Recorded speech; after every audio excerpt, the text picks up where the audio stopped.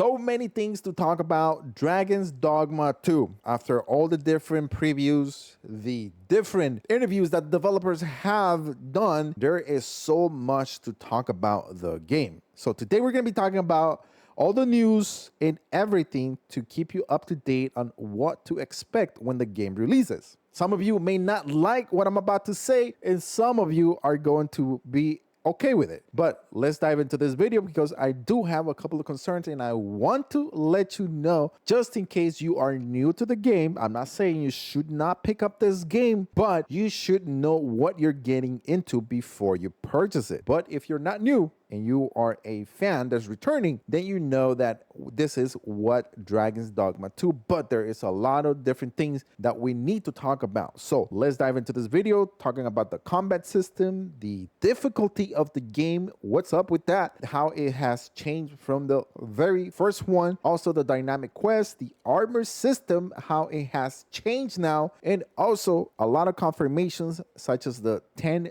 different vocations that we're going to be able to get in the game. So with all the new information coming out, one of the key things that really got me going is the adaptive or the dynamic difficulty in the game. If you ever played the first game, you had different difficulties. Now, in Dragon's Dogma 2, it's a bit different. This is going to be more a dynamic or a adaptive type of difficulty level when you're playing the game. However, the developers did say that the game is going to be more difficult than the first one. Now, what the hell does this mean? Now, what it's going to do is the game is going to adjust on the difficulty of the player's performance. As an example, if I'm playing the game, I'm not doing that great, then the game will adapt, meaning it probably will show me less mobs, or it will just be, I will be able to focus on maybe less of enemies. Now, if I'm doing really good in the game and I'm throwing anything, then the game is going to adapt on the different amount of enemies that's probably going to throw me. It's not going to adjust on the difficulty of the enemies, such as the bosses or the smaller foes. The difficulty is not going to go down and it's not going to go up. It's going to stay there. But what the game is going to do is it's going to make it very challenging, but at the same time not overwhelming. So in other words, that game is going to be able to have you experience the game and enjoy it more than being a frustrated game, such as Elden Ring. Elden Ring had one single difficulty level and it was a hard level. The game didn't adapt to you. You had to adapt to the game. Where Dragon's Dogma 2, per the developers and per all the different previews, they're saying that the game is adapting to your playing style instead of you adapting. So let me know what do you guys think about that in the comment section. It's going to be about the frame rate of the game. Is it going to be 60 frames per second in consoles? That's what everybody mainly speaks about when you are talking about a console. Is it going to be 60? So per the developer, Itsuno, he has said that this is going to be a 30 frame per second or above on consoles, meaning probably maybe your PlayStation 5 will go higher than 30.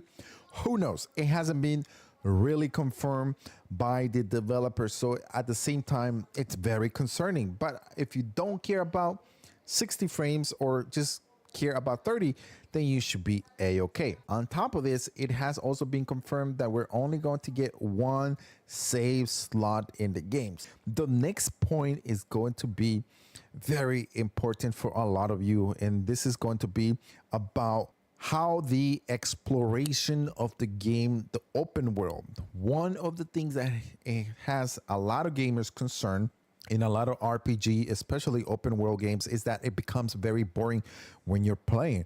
Dragon Dogma 2, it's not that type of game. You're going to be seeing a lot of action, and that is why the developers have emphasized that you're going to be going on foot. The limitation on where you can have fast travel points is going to be limited. They have built a game that in every single corner, you're going to see different actions. You're either going to see mobs of different enemies. You're going to be stepping on a trap that is going to attract enemies. You're going to be hidden, or you're going to be blindsided by a bunch of other enemies. So this game has a lot of surprises along the way. And with the exploration comes a open door. You're going to be able to explore whatever you want. You're going to be able to chat to anyone. So if someone's having a conversation and you want to interact with them, you're going to be able to, and that is going to open another different quest during the game. So in another fun aspect of it during the exploration is going to be when you are interacting with your pawns. Your pawns, other than helping you fight, they're going to help you locate secret items, secret chest locations. There could be a possible way that they're going to say, and they're going to tell you, hey, I know where there is a chest and I can guide you where you can go. You just tell it, hey, just take me there. And then you're going to be able to find that secret chest. And that is what makes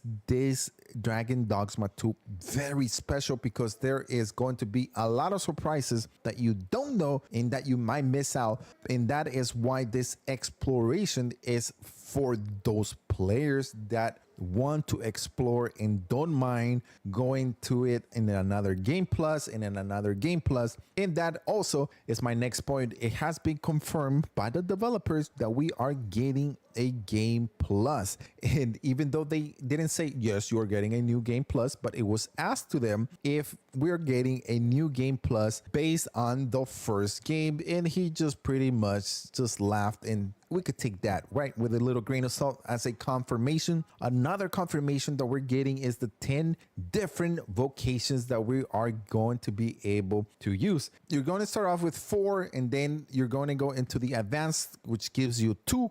And then you have the hybrid classes, which is going to be 4. Overall, giving you 10 different vocations that you're going to be able to use. The big, will there be transmog options? And per the developers, they pretty much said no, there's not going to be transmog options, but we have set a way of that is going to make, the game is going to give you different options of how you're going to be able to look. Is there going to be an offline mode? And a lot of you have asked that question, and developers say, yes, there is an offline mode. However, you will need to go online if you want to pick up any other pawns from other players. And that is going to be the only way you're going to be interacting with other players.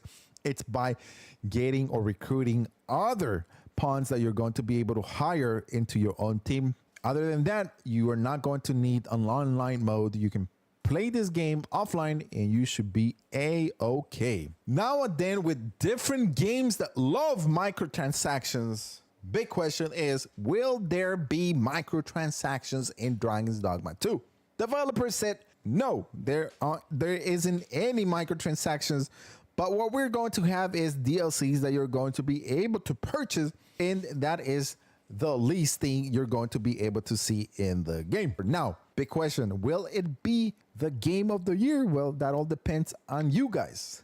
If you buy the game and if you like the game. So we'll know once the game releases this month on the 22nd. So I hope this video was very informative. If it did, a like is appreciated. Also, don't forget to subscribe to the channel for even more Dragon's Dogma 2.